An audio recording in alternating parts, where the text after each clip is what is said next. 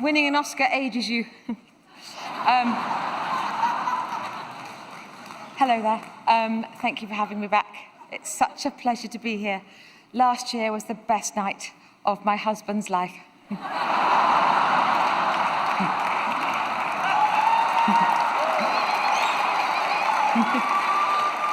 He actually says that, and I've given birth 3 times. So,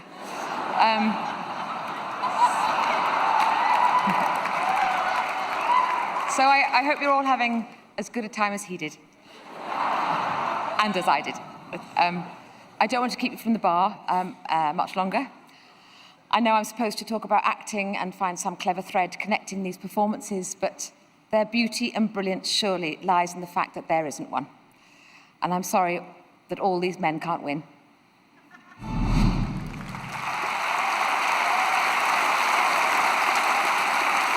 Here are the nominees for performance by an actor in a leading role.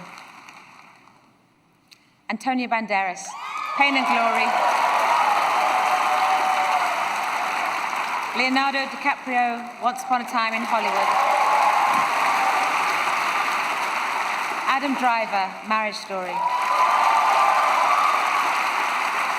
Joaquin Phoenix, Joker. Jonathan Pryce, The Two Popes. And the Oscar goes to Joaquin Phoenix, Joker. This is the first Oscar and 4th nomination for Joaquin Phoenix.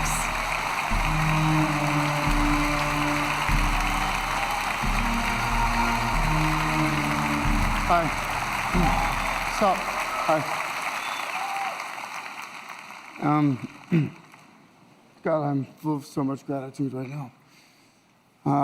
And I do not feel elevated above any of my fellow nominees or anyone in this room because we share the same love, the love of film, and this form of expression has given me the most extraordinary life. I don't know what I'd be without it. But I think the greatest gift that it's given me, and many of us in this room, is the opportunity to use our voice for the voiceless.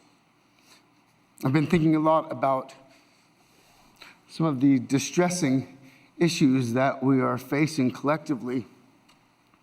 And I think at times we feel, or we're made to feel, that we champion different causes. But for me, I see commonality.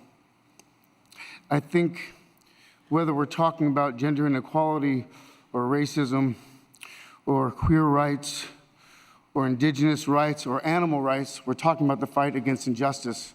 We're talking about the fight against the belief that one nation, one people, one race, one gender, or one species has the right to dominate, control, and use and exploit another with impunity.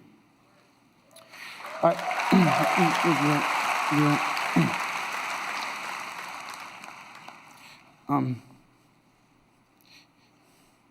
think that we've become very disconnected from the natural world, and many of us, what we're guilty of is an egocentric worldview, the belief that we're the center of the universe.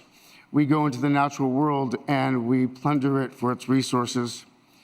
We feel entitled to artificially inseminate a cow, and when she gives birth, we steal her baby, even though her cries of anguish are unmistakable.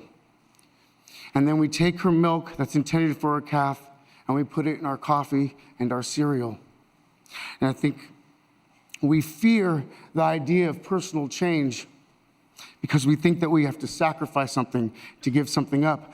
But human beings at our best are so inventive and creative and ingenious. And I think that when we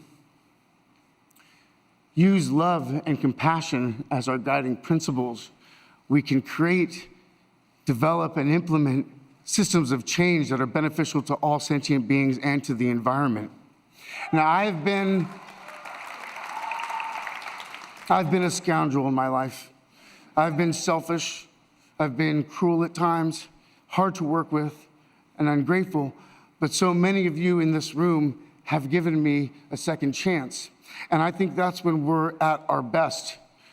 when we support each other, not when we cancel each other out for past mistakes, but when we help each other to grow, when we educate each other, when we guide each other towards redemption. That is the best of humanity.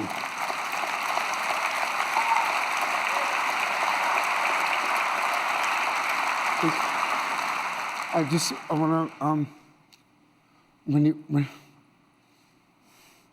when he was 17, my brother wrote this lyric. He said, "Run to the rescue with love and peace will follow." Thank you.